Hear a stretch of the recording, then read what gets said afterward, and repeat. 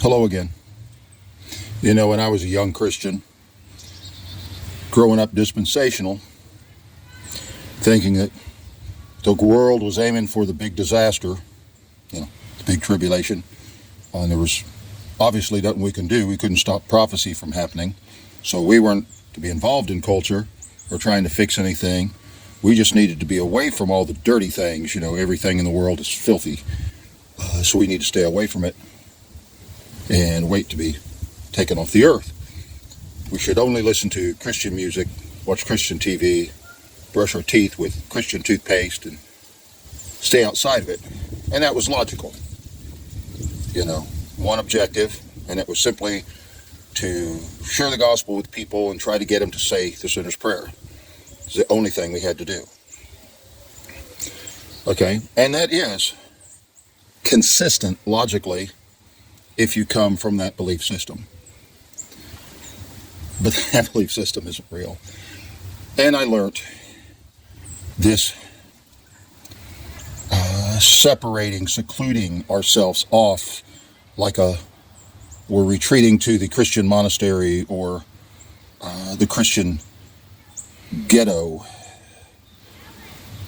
such as in World War II when all those people were packed into those handful of buildings in Warsaw, hiding from the Nazis.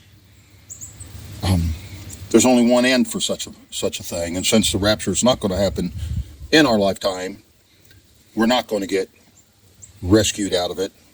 And our command was never to retreat and hide from the world, but to change the world. There's the culture out there. And our job is to transform it into a Christian culture. That's what Jesus said. Go make disciples of all cultures. That's our job. It seems hard, seems impossible, doesn't matter. It's what we're commanded to do. So if that's what we do. But this retreat to the Christian ghetto theology that I had, some people don't have that foundation for going to that extreme. They don't necessarily believe strongly the rapture is about to happen and things like that, but they still have the sensibilities of that where their engagement in the world is concerned. They want to have their Christian happy world over here, separate from the real world. But things don't change in the real world. It doesn't become a Christian culture when you're not in it. A Christian has to be active in the culture to have an influence on it. He can't stand outside yelling at it, thinking he's a prophet, and it change. It is not preaching your words at them that's going to make the difference.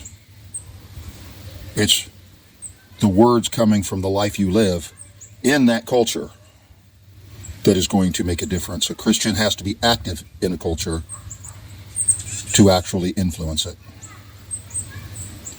And we need to look at ourselves and find out if there's any of that Christian ghetto mindset residing in us, impairing our ability to do the work. From the underground rose a hope of freedom as a whisper. Sits in despair, but they never lost the